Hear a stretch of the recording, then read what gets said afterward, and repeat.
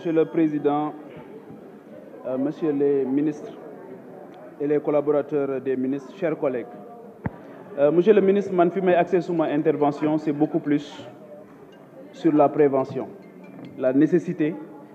ñu def prévention ba bañ a egg ci li nga xamante ni moom mooy répression bi. Parce que jàpp naa ne aujourd'hui les corps de contrôle yi ñu am suñu leen dooleelee davantage déglu leen def suivi ci recommandation yi nga xamante ni dinañ ko joxe je pense que ne kon mën nañoo bañ a egg ci répression bi. Donc fondamentalement amuñu problème mu dispositif et je salue aussi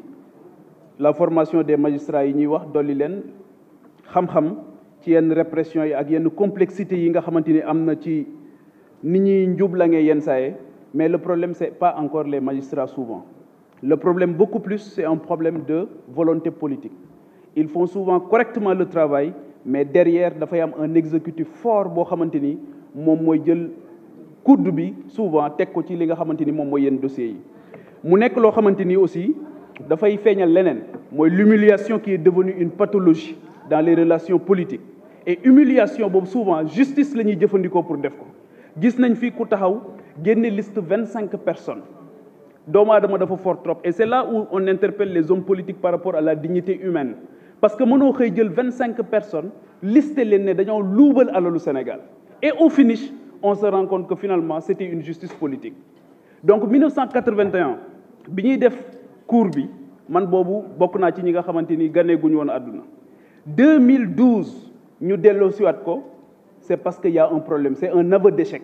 2023 ñuy indiwaat beneen parquet financier ne dañ koy changer pour man le problème c'est moins le dispositif c'est beaucoup plus une volonté politique boo xamante ni amul parce que l'État est conçu malheureusement depuis toujours comme un instrument d'enrichissement illicite te lu ne fàng nag kenn du ko jeex ñun fi lañ nekk nous sommes des acteurs kenn ku ci nekk yeewu nga gis koo xamante ni wóor na la ne alal ji nekk ci loxoom bari na te ci nguur gi la ko jëlee position politique moom moo ko may te dara du ko ci fekk. Donc je pense que ne loolu war nañ ko xoolaat bu baax a baax beneen bi nga xamante ni bëggoon naa ko wax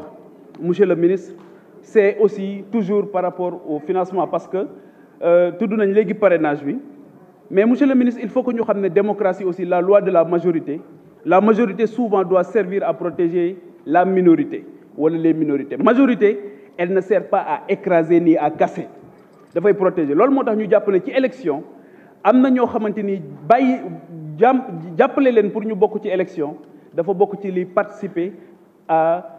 une certaine élévation de la parole dans l'espace public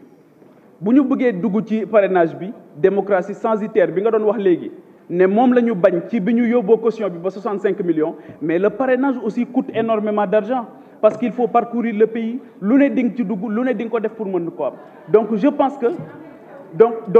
que ne il faut aussi que ñu améliorer li nga xamante ni moom mooy système bi bay permettre ay candidatures indépendantes yoo xamante ni seen bokk ci élection moom mooy ëpp solo souvent ñeneen bokk ci élection donc je pense que ne monsieur le ministre loolu laa amoon ay comme ay interpellation yoo xamante ni bëggoon nañ ko def mais encore une fois le problème c'est l'absence de volonté politique et c'est révolu cette époque où un président de la République peut se permettre de dire que j'ai mis le coude sur des dossiers au même moment des gens yoo xamante ni kenn waru leen woon a def dara ñu gis leen ñu toroxal leen ñoo xamante ni wóor ñëpp ne ci kaso bi la ñu waroon a nekk ñu bàyyi leen ñuy dox seeni soxla